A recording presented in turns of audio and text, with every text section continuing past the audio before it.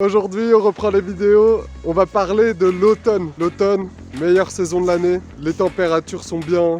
Le jour rétrécit, ça a un peu mauvaise réputation. Souvent, on parle des nuits qui s'allongent. On pense aussi que la nature commence à se préparer, à se calmer. Alors qu'en fait, on va voir que c'est tout l'inverse. Donne-moi une note, TripAdvisor, de l'automne sur 5. Sur 5 moi je dirais un 5 sur 5. C'est beau, il fait bon. On a encore envie de profiter un petit peu avant qu'il fasse trop froid.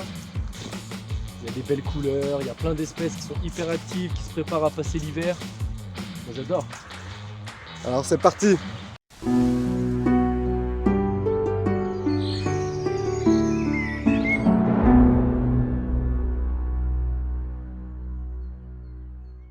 L'automne dans la nature, c'est une période de changement. Il y a des changements qui sont visibles, comme les arbres qui perdent leurs feuilles, les feuilles qui changent de couleur. Et on a aussi le jour qui se fait de plus en plus court. Vu que le soleil il est moins haut dans le ciel, il y a des super lumières qui sont plus rasantes, qui font des paysages magnifiques. Est-ce que vous savez pourquoi les arbres perdent vraiment leurs feuilles? Alors ça se fait pour plusieurs raisons. Déjà, notre arbre en hiver, il a bien moins de soleil. Donc pour faire de l'énergie avec la photosynthèse, ça va être beaucoup plus compliqué. Donc lui, il va se mettre dans un état de dormance. Il va hiberner, quoi. Perdre ses feuilles à notre arbre, ça l'aide pour lutter contre les intempéries qu'on trouve en automne. Beaucoup de vent, beaucoup d'orage. Le fait de plus avoir de feuilles, ça va l'aider à moins subir les changements climatiques. Et la dernière raison, c'est l'évapotranspiration. Les arbres, ils transpirent, notamment par leurs feuilles. C'est là par là où ils transpirent le plus. Alors en été, c'est super bien. Ça permet de garder une chaleur plutôt correcte. C'est super utile pour lui. Mais en hiver, c'est là où ça peut lui causer des soucis. Notamment si le sol gèle, les racines, elles pourront plus pomper d'eau. Et du coup, notre arbre, à terme, il va s'assécher. Les arbres ils perdent leurs feuilles, mais pas tous. Alors on a les arbres caducs, c'est la plupart des arbres qu'on voit dans nos forêts tempérées. Eux, ils vont perdre toutes leurs feuilles. Après, on a les conifères, qu'on va appeler persistants. En fait, leurs aiguilles, elles sont assez épaisses, donc ils ont moins d'évapotranspiration, et donc ils ont moins besoin de perdre leurs aiguilles. Après, comme toujours dans la nature, il y a des exceptions. Par exemple, le mélèze, c'est un sapin qui vient du mot miel parce qu'il a une super couleur jaune à l'automne.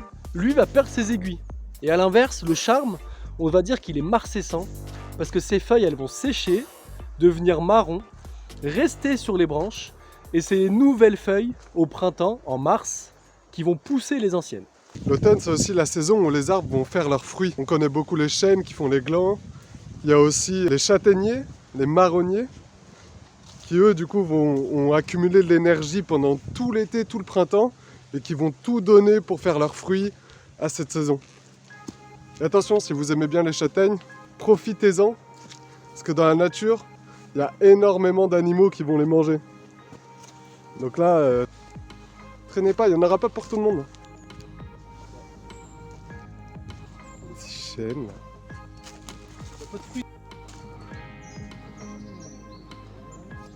Je crois qu'ils veulent nous décrédibiliser dans les vidéos. Complot des arbres. Méfiez-vous.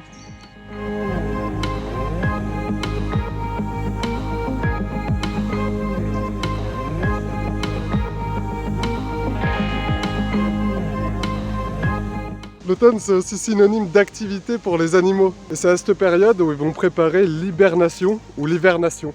Est-ce que vous connaissez la différence entre l'hibernation et l'hivernation? Alors l'hibernation, c'est le classique, c'est ce qu'on imagine. On va prendre l'exemple de la marmotte, qui elle va vraiment se mettre dans un état de léthargie, faire baisser son rythme cardiaque et presque passer dans le coma pendant les mois de l'année où elle hiberne. L'hivernation, elle, par contre, elle implique pas forcément une rentrée en léthargie. Ça concerne souvent les petits mammifères comme l'hermine par exemple ou l'écureuil qui vont avoir une grosse baisse d'activité parce qu'ils vont plutôt rester à l'abri, mais ils ont un métabolisme tellement rapide qu'ils sont quand même encore obligés de continuer à manger et à sortir un petit peu. L'automne, c'est aussi une saison de reproduction pour certaines espèces. On connaît tous le brame du cerf qui arrive dans les premiers mois d'automne et où le cerf est super affaibli à défendre son harem. Et du coup, le brame de cerf, c'est devenu très à la mode d'aller le voir pour vivre cette expérience et rapporter souvent de très jolis clichés. Mais faites vraiment attention, il y a de plus en plus de dérangements pendant la reproduction.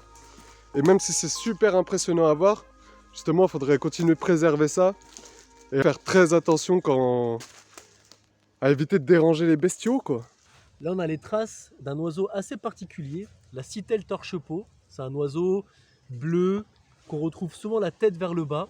Donc elle se sert de l'écorce pour coincer des fruits, des noisettes, des glands. Et après, une fois qu'ils sont coincés, avec son bec, elle peut mieux les picorer, les casser pour les manger. C'est vrai.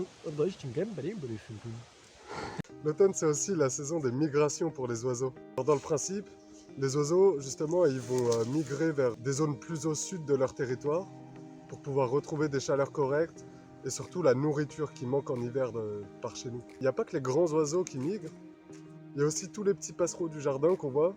Alors même si eux, ils descendent pas de France vers l'Afrique du Sud, par exemple, ils vont descendre des pays du nord de l'Europe pour venir chez nous.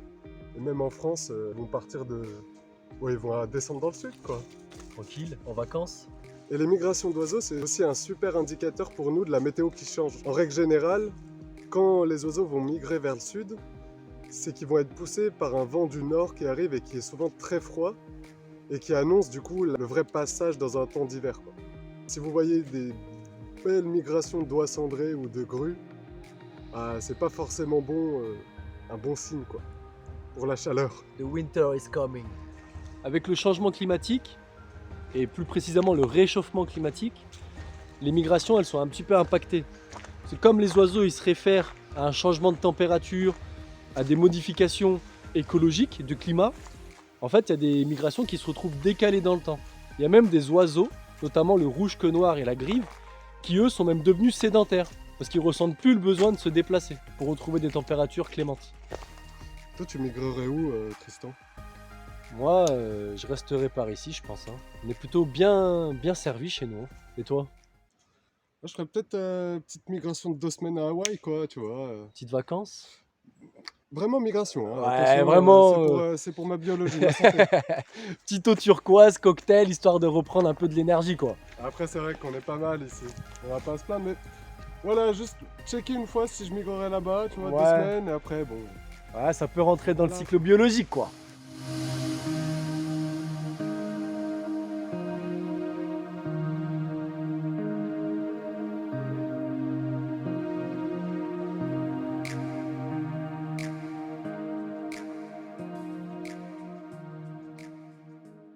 Alors l'automne, c'est aussi la saison des champignons.